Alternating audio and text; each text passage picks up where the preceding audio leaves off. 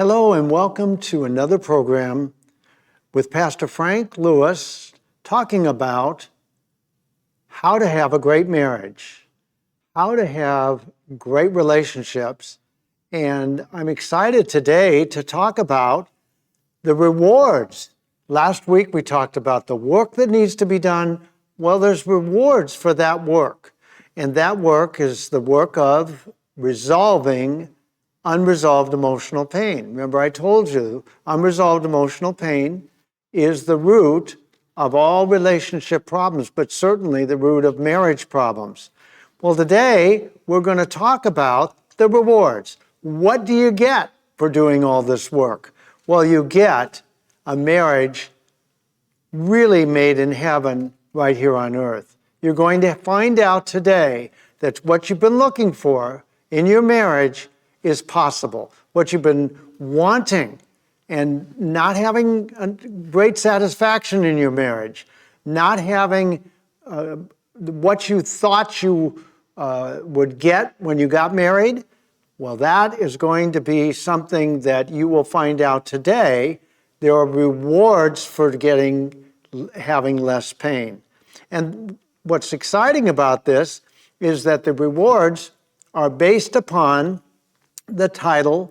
That's why I called the book that I'm writing, and I'm writing this book for marriage, called What Women Need and Men Want. And I told you before, it's not sex. What it is it's intimacy, okay? Now men that listen to this might say, well, that's not intimacy, that's not really what I want. Well, it is what you want, because God created us to have emotional intimacy with Him and with each other. Now, today we're not talking about with Him, we're talking about with each other, and particularly with your spouse. So I'm excited to talk about this today because you're going to like what you hear.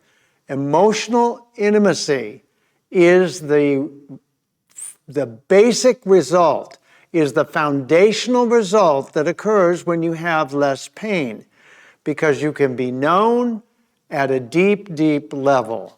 And that's what's exciting.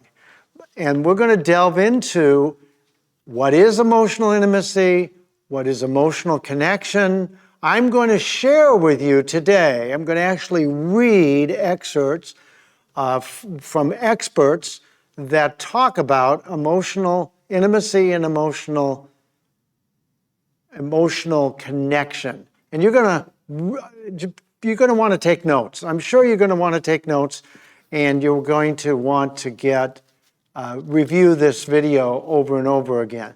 But before I do that, I want to tell you about my book that I wrote. I wrote a book called The Key. And The Key is the basis for emotional healing. This book is a basis for emotional healing. And you can get this book on Amazon.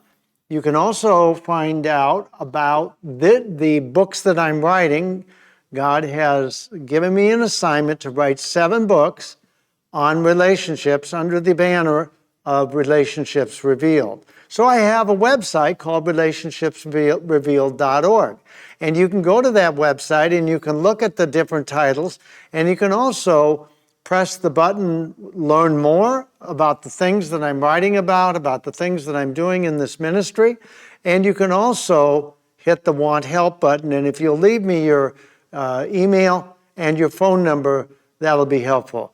If you leave a phone number, I can just make it real easy. I can text you, find out when to call, and we can talk about getting on the phone together.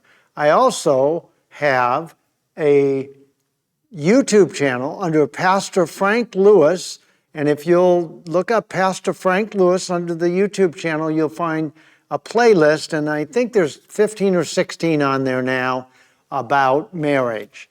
And you're going to like what you see on there, but you're particularly going to like what you hear and see today.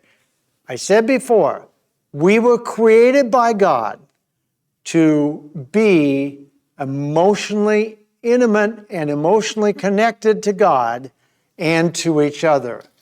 Marriage is not supposed to be without being known at a deep deep level, like Adam and Eve were before they ate the tree, before they both ate the apple, and really they disobeyed God.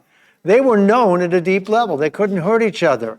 Well, actually, what I'm going to share with you today is going to be a little bit, a slice of what they had in the garden. So without further ado, let's look into it by having me read you some of what the experts say. Now, this is out of Psychology Today, and it's talking about emotional intimacy. Emotional intimacy is the foundation of deep, fulfilling connection between marriage partners.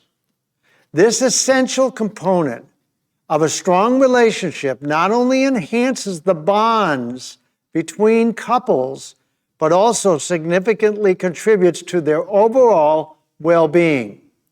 Now, bonding is a word that you're going to hear about today. Bonding is, just think of it as emotional glue. If you have a bond with someone, it's an emotional glue. You're bonded together, kind of like you take glue and you put two pieces of wood together, and now you have one piece. Well, didn't God say in His Word that the two shall become one? Yes, He did. And that's what He means, is this kind of emotional bond.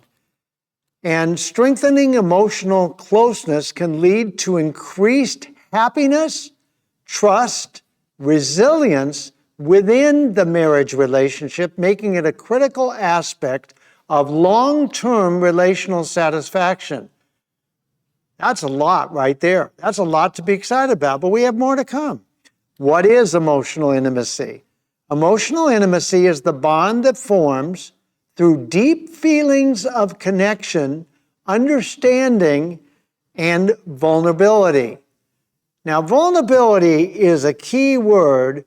I'm going to talk further about that after we've gone through all this, but you're going to hear the word vulnerability often between marriage partners. It involves the ability to open up, give and receive affection, and share mutual understanding of each other's needs, desires, and emotions. Recent research underscores the importance of emotional intimacy in relationships, revealing that couples with high levels of emotional closeness experience greater partner satisfaction, improved communication, and reduced conflict. Isn't that great? Reduced conflict. I know when I was married, I had lots of conflict because my wife had never dealt with emotional pain and I hadn't dealt with emotional pain. So we had a lot of conflict. Maybe that's happening to you. Well, I hope this gives you a reason to really delve into and get resolved the emotional pain. Conversely, relationships lacking in emotional intimacy are more likely to face issues such as increased conflict, diminished sexual desire, and feelings of loneliness or disconnection. None of us wants that. I didn't want that in my marriage, but I did have it because I hadn't done the work. Now, this article talks about ways to improve emotional intimacy. Building emotional intimacy requires time, effort, and intentional practice. However, the benefits of fostering this connection are well worth the investment, often leading to stronger, healthier marriage relationships. Here are some strategies to enhance open communication of feelings. Sharing feelings can be challenging, especially for those who are not accustomed to emotional, here's that word, vulnerability. However, openly expressing emotions reduces misunderstandings and builds a sense of trust with your partner.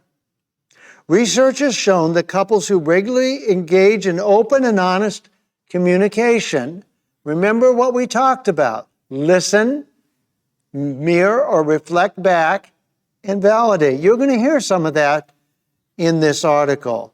Research has shown that they have honest communication are more likely to experience higher relationship satisfaction and emotional intimacy. You need to be present in the moment when you're with your marriage partner and having quality time together. Set it aside. Be in the moment, engaging in activities together without distractions. Put the phone away.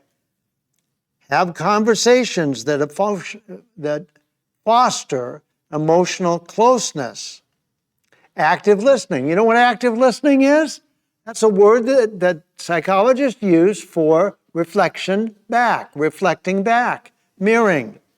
Active listening, where you fully engage with your partner's thoughts and feelings, is a key aspect of emotional intimacy. Studies indicate that partners who are more mindful and present during interactions report higher levels of emotional connection and satisfaction. That's listening, intentional listening. Show affection physically and verbally, physical touch, including hugs, kisses, and cuddling, along with verbal affirmations. We talked about that last week. Verbal affirmations play a significant role in strengthening emotional bonds. Here's something that is amazing. The release of oxytocin, referred to as the love hormone, during these interactions enhances both physical and emotional closeness. I would also add to that there's joy that comes when you have this kind of connection. There's joy. That person is glad to be with you, your wife or your husband. Prioritize time together. Set aside time. That's very, very important. End the day with gratitude. Concluding the day by sharing your highs and lows and expressing appreciation for your spouse. Appreciation for your spouse fosters feelings of safety, gratitude, and emotional connection, emotional closeness. So, that's some of what you can do in order to be able to improve emotional intimacy. Now, here's some of the barriers to an emotional intimacy. And you're going to realize we've talked about these in prior weeks. Past trauma. Experience of neglect, abuse, or past relationship trauma can make it difficult for individuals to be emotionally vulnerable in their current relationships. Well, that's what I talked about last week, which is unresolved emotional pain. Comes from the trauma, comes from the abuse, comes from the neglect. So understanding and addressing these traumas can pave a way for building emotional intimacy. In other words, what they're saying here is dealing with unresolved emotional pain will cause emotional intimacy, will help it. Now, here's another one. I talked about attachment. If you didn't get properly attached, you're going to have lack of nurturing and affection during childhood is going to cause a struggle with expressing emotions or being affectionate with your partner. Awareness and intentional work on attachment styles. Well, that's dealing with unresolved emotional pain will cause more of the attachment to take place. Lack of communication. Poor communication habits, such as, have you ever done this? I certainly did this when I was married, such as assuming your partner knows how you feel or avoiding difficult discussions can prevent establishment of deeper emotional connection. Now, here's this article, talks about long-term benefits of emotional intimacy. I want you to write this down. I want you to get this. Go back and review this video. The benefits of emotional intimacy extend far beyond the immediate improvements in communication and relationship. See, if you go to a therapist, many times you go take a class They'll tell you how to communicate better. Problem is that long-term emotional, intimate relationships are associated with better and mental and physical health, greater life satisfaction, and increased resilience during challenging times. But you don't just get that from better communication. You get that by being known, by sharing open, honest, vulnerable communication. So that's very important. Research shows that emotional intimacy is linked to longer, healthier lives. Emotionally intimate partners, marriage partners, are more likely to feel in sync with each other, align their goals, and work together towards a shared future. The sense of partnership not only enhances the relationship, but also contributes to individual well-being. Well, that's exciting, isn't it? Well, I have another one here we're going to talk about, and that is from Dr. Michael Messina, a psychologist, psychiatrist, and he talks about the Gottman Institute. Now, if you don't know about the Gottman Institute, these are people that studied marriage relationships for over 40 years. They ought to know something. I think you would probably agree. And what they've come up with is, after observing thousands of their couples in the Love Lab, that's what they called it, for more than 4 decades, they discovered that most couples are not arguing about specific things like finance, parenting, or dealing with difficult in-laws. Instead, they were fighting about a failure to connect emotionally, and likely they didn't even know why they were having those fights, if you will, or disagreements. So, Dr. Messina defines emotional intimacy as a close emotional bond characterized by mutual understanding, trust, vulnerability, and communication. It's often described as a feeling of being in sync. Didn't we just hear that? In sync with someone else. Emotional intimacy is important to a healthy relationship, healthy marriage relationship, because it allows partners to feel safe and secure in the connection they have with each other. It allows for a greater level of communication and understanding. When emotional intimacy is present, marriage partners are more likely to feel satisfied, fulfilled in their relationship. However, emotional intimacy is not something that comes easily to everyone. It takes time and effort to build trust and understand each other's needs. It's important to be open, honest, and vulnerable. Keep hearing that word with each other, and to make an effort to understand each other's perspective. So, we're going to talk about what does it take to develop emotional intimacy. Dr. Messina says emotional intimacy is not simply about being in love. See, we all get into marriage because we're in love or having strong feelings for a person. No, it's open, honest, and being open, honest, and vulnerable with one another. So we need to get emotional intimacy as the sharing of thoughts and feelings with another person in a way that is trusting, safe, and vulnerable. Being emotionally open and honest with each other. Now, I'm going to share with you what Dr. Messina says when you're experiencing emotional intimacy, you're going to have these results. You feel like you can be yourself around your partner without feeling judged or misunderstood. You feel safe and secure sharing your deepest thoughts and feelings with your partner. You have a strong desire to please and support your partner and feel a strong connection to their well-being. You frequently find yourself daydreaming about being with your partner. Now, here's signs that you're not having emotional intimacy. You don't feel close to your partner. You don't share feelings with your partner. You don't confide in your partner. You don't feel like your marriage partner understands you. Don't feel supported by your marriage partner. You don't feel like your partner cares about you. Oh my gosh. How many of you are experiencing those results? I know I did. I know I did in my marriage, and just didn't work well. So I have one other article, and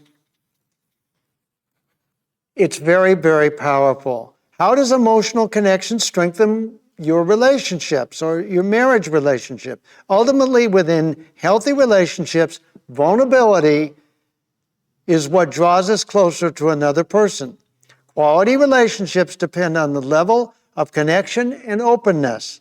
When we are not vulnerable, keep hearing that word, in relationships, we miss out on opportunities to develop trust and intimacy by sharing emotional experiences. The ability to express yourself honestly without judgment also strengthens your marriage relationship. If both partners feel comfortable being transparent, they can process emotions. They can process what? Unresolved emotional pain. Here we are. And more understanding. The two-way street of sharing allows both parties to develop trust. You must have trust. And so we are in a place where these articles have helped us to understand what emotional intimacy is, what it isn't, when you don't have it, what it looks like. And now I'm just going to end up reading from Dr. Messina, How to Build Lost Emotional Intimacy. In every relationship, emotional intimacy is important. Please get that. It's what keeps the spark alive and makes us feel close to our marriage partner.